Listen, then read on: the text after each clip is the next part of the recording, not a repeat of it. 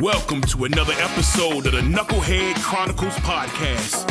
This podcast was designed to let you know that you aren't the only one that took forever to get it together.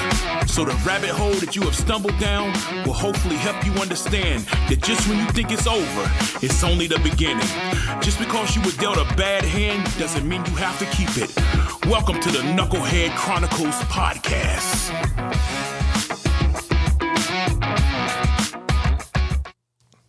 Hey, what's going on, man? Happy today's Saturday, actually. Happy Saturday, man. This episode today is will be a little somber today because I tell you, I don't know what's in the water these days, but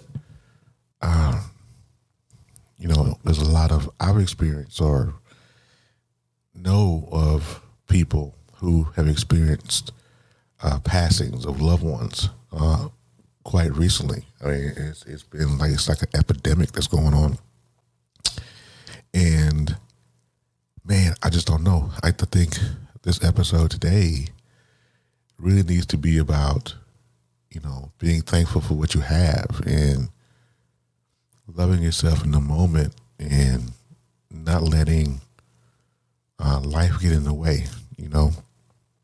Because, we're people, we're here one day and gone the next. I mean, nothing is guaranteed. Nothing is etched in stone, and I got to tell you, I mean, if I could be honest with you, for a long time there, I was really, because I'm older. I mean, I'm not the oldest, but I'm definitely older. And I want to make sure that I'm here for my 5-year-old son. And, I got some stuff that I got to work through. You know what I'm saying? And I'm just like, I want to be around and healthy for him. And, the struggle sometimes can be all the way real. It can be all the way real. And I don't know. But, to shout out a few folks, families, because the folks that I'm going to talk about, they are no longer with us. I think on the Knucklehead Chronicles podcast edition, the panel edition, this other Sunday, I shouted out my friend Myra Johnson, who I started following her on Twitter. Oh God, many moons ago. This is back in 2011. Maybe 10. I can't even. It's been that long, and I follow her over to Facebook, and she was in a Facebook group together. And the Facebook group was really tight. And, we call each other. Make sure everybody was okay and all that. And so I felt like, it was like family. And she made a couple of moves throughout her lifetime, just to being on Facebook. And so I just followed her on her moves, and everything was good. And, all of that. Next thing you know, she gone. I wake up one morning, one of our mutuals had put up a post about her passing. And I was like, I just talked to this girl. You know what I'm saying? Like on Facebook, of course, because she had a procedure done, but the procedure wasn't going the way it was planned. It was. She definitely had some complications to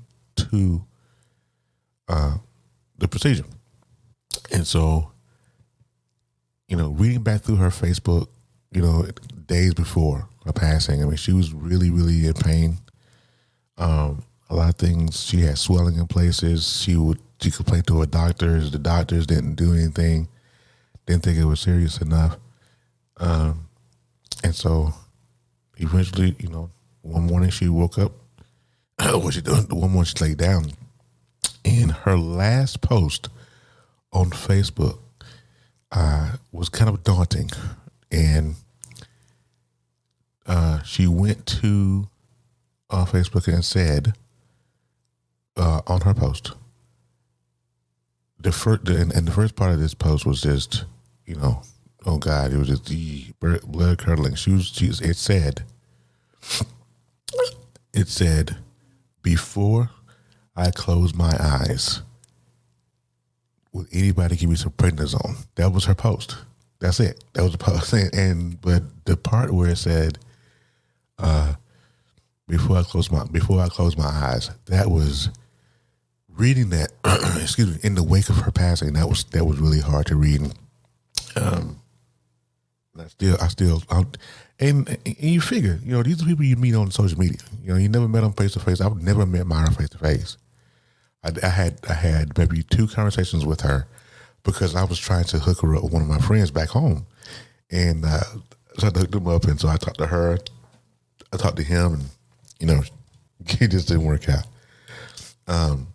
But anyways,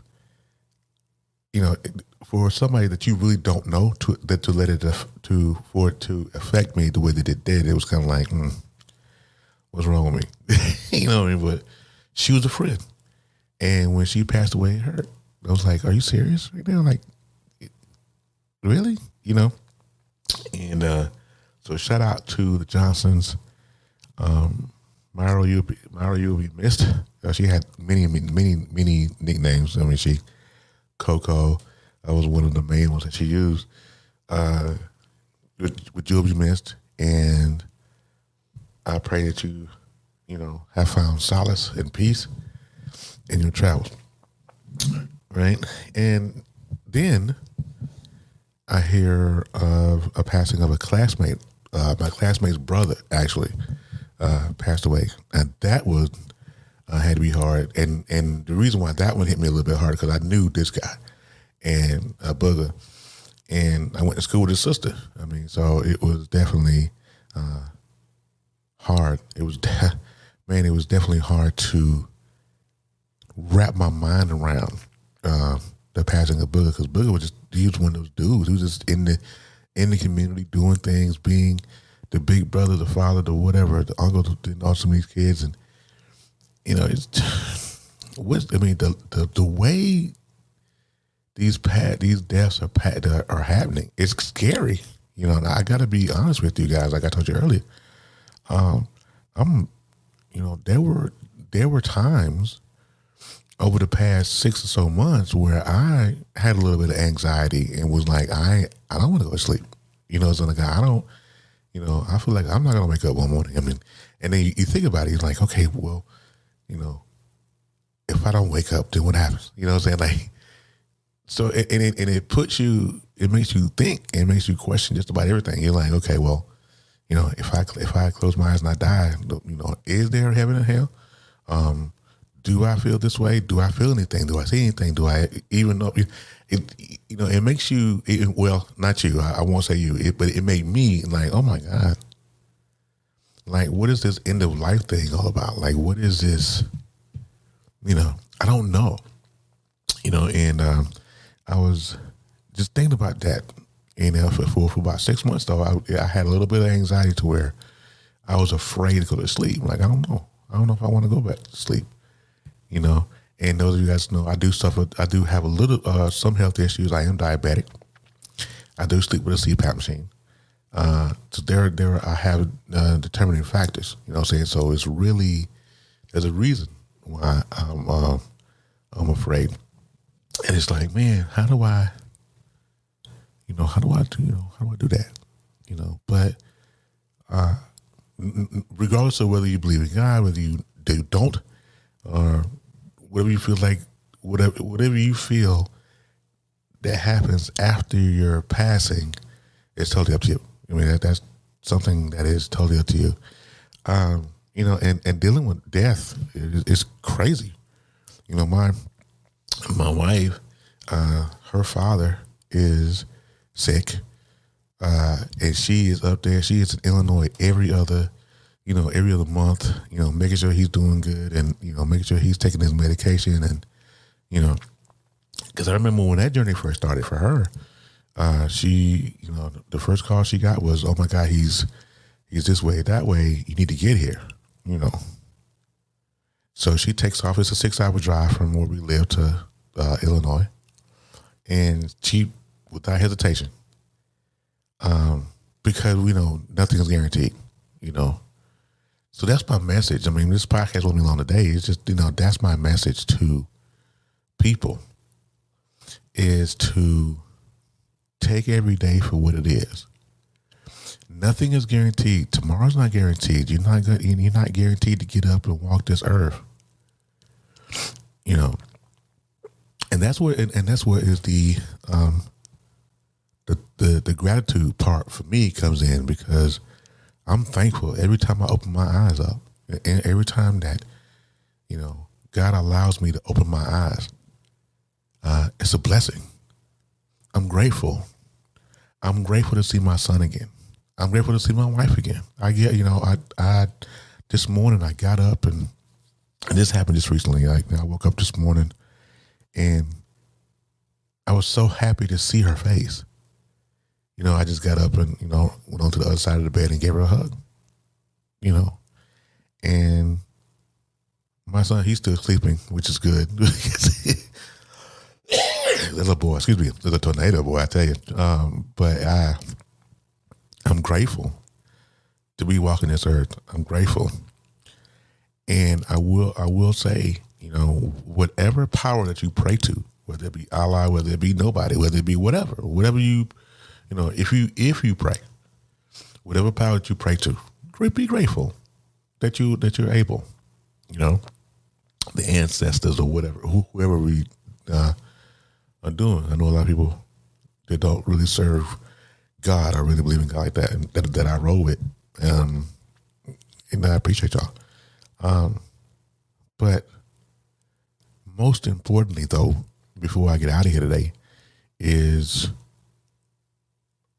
if you have a beef, an art, a struggle with anybody that you in your family, that you roll with, that you care about, whatever, if you have a beef with somebody, do me a favor, grill that up and eat it.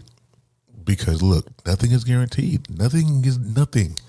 And in this place of in this place of uncertainty and not knowing what life can happen or whatever, in this place of uncertainty, we have got to be in a place to where I'm free and clear. My spirit is free and clear. If you know you got a beef with somebody, because you know you can't enter the, you know, even if you are a believer, right? And the Bible says, you know, you got to get into heaven, right? So if you call yourself a believer and you have an art with somebody, and you leave here with that art still in your spirit, guess where you go? Because you don't go to heaven. That's for sure. I don't think God's going to allow beefs on the west side of heaven. I just don't believe that. You know what I'm saying? I don't believe that God is going to allow cockfighting, you know, in heaven. I don't believe that either. So if you have an art with somebody, it's really important that you go ahead and grill that up and eat it. To the people that have problems with their parents, mothers, fathers, regardless of these, whether or not they were in your life, not in your life, were sons of bitches when they was walking the planet, whatever. You know what I'm saying? Your job is to forgive them at the end of the day, because you don't know how this is going to end, right? You don't know how this is going to end. You don't know. The Bible says no man knoweth when the time of the day. You know, if you are mad at your mother, and I was that guy, I will speak on that first, because I was that guy that was mad at his mom, because my mom went to the grave with who was my bio dad. Not that it really, I mean, it matters, because you guys know I'm on a DNA journey. I did an Ancestry DNA. And it doesn't, this is not going to make or break my life, but it's one of those things I just want to know. Like, why didn't this person take care of me? Why did this person didn't love me? Even though another man stepped up and took his spot, why didn't he do it? You know? And so that's one of those things that bother me. But I was one of those people that I had an art with my mom. I had a beef with my mama. You know, like, mama, why you didn't why you didn't tell me? Like, who? Like, why? Like, what were you doing? You really can't, you can't really, I couldn't really blame her, but I did. Or at least I tried to, right? It didn't make any sense, but I still tried to. And so, but what happens is that we take these awesome beefs with us and carry them and hold them around and hold grudges and, and then when my mother passed away in 2007, I still had this beef on my soul. I was still mad at my mom, low key. But I tell you, the day that I let it all go, and I'll tell you, I think guys, if you guys have listened to the origin, you've heard this story. Well, I'll tell it again. The day before, she was in the hospital. She had got sick, and my brother had called me and told me to come up. The doctor's kind of saying this is what it is. You really should come and see mom. That's okay. And so I went up there and to see my mom she went on the ventilator, but yes, she was. No, she wasn't. She went on the ventilator, but she wasn't breathing on her own. And it was hard, at the least, it was hard to see her like that, incapacitated, unconscious, She never regained consciousness, by the way, but,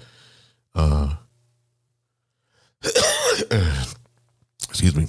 And so I was in the room with her, holding her hand, and in that moment, in that final moment with my mother,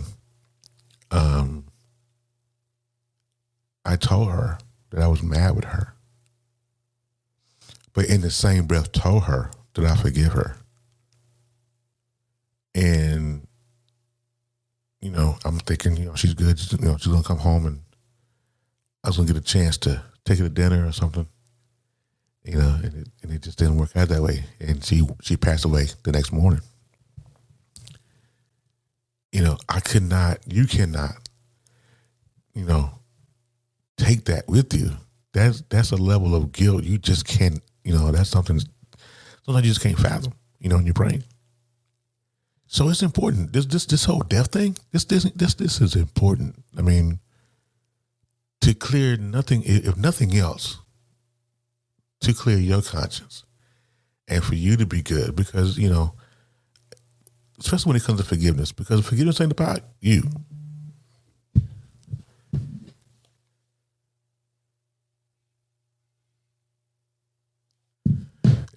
Sorry about that.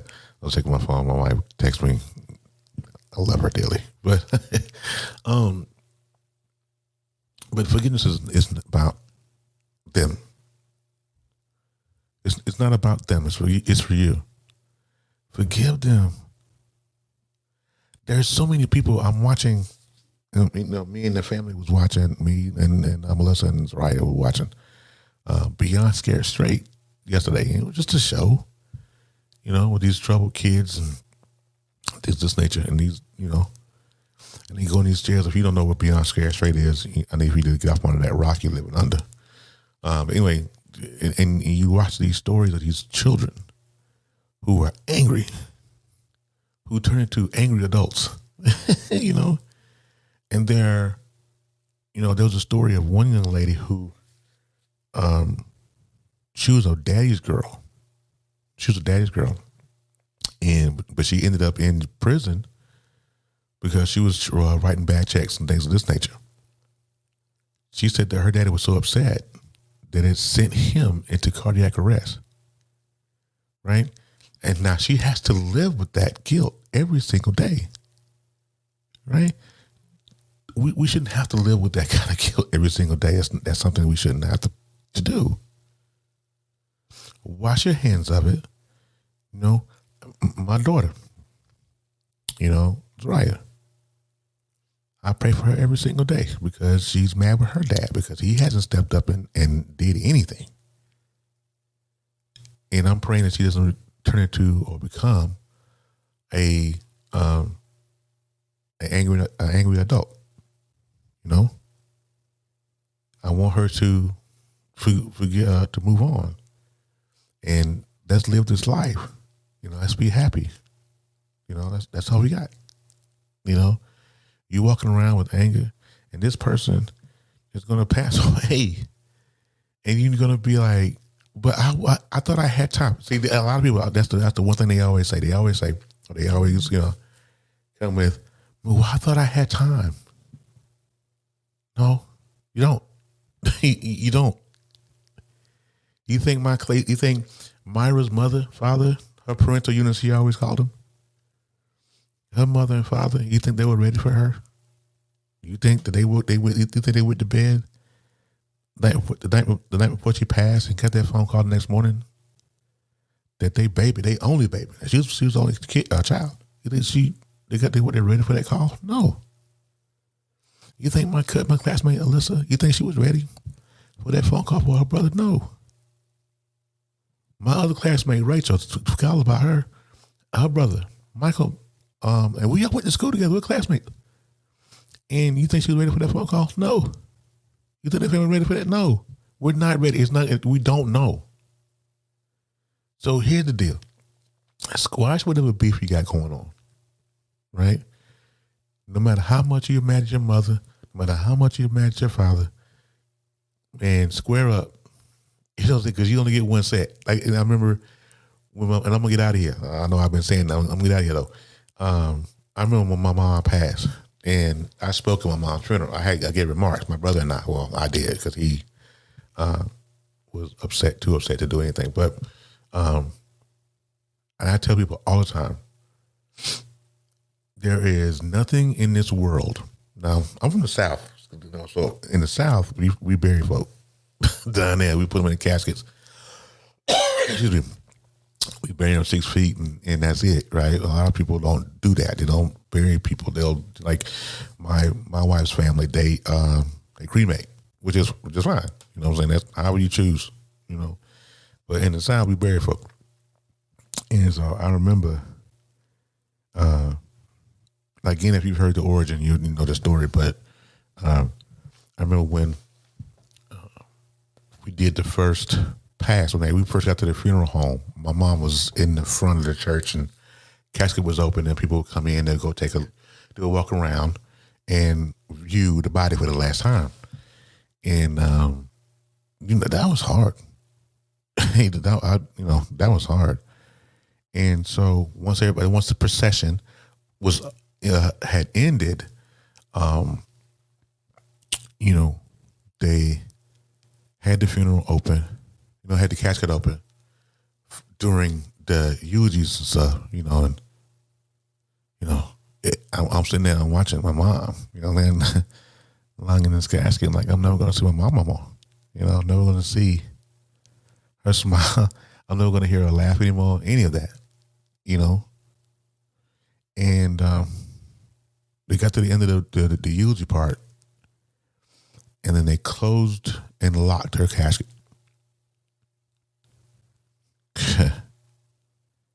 When I think about it now, it still chokes me up a little bit because there's nothing, and I do mean nothing, more. There is nothing that is more final. Nothing. Not a sound, not an action.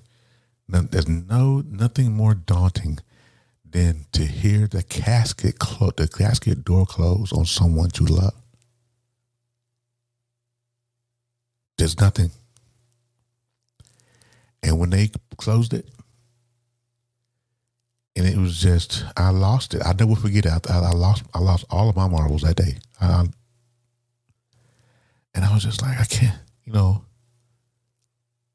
So it's important for us to be grateful for what we have in this time because it's so uncertain. Somebody could go to bed tonight and not wake up tomorrow. I could go to bed tonight and not wake up tomorrow. You know what I'm saying? I just want to be grateful for every day that I have. But do that for me. But most importantly, do it for you. All right? I'm out of here. Until next time. Have a great one. Thank you for listening. I hope I didn't fry your brain too bad. Come back through and give me another chance. You can listen on all platforms and visit us at knuckleheadchroniclespodcast.podbean.com. Until next time, in the words of the incomparable Jerry Springer, take care of yourself and each other.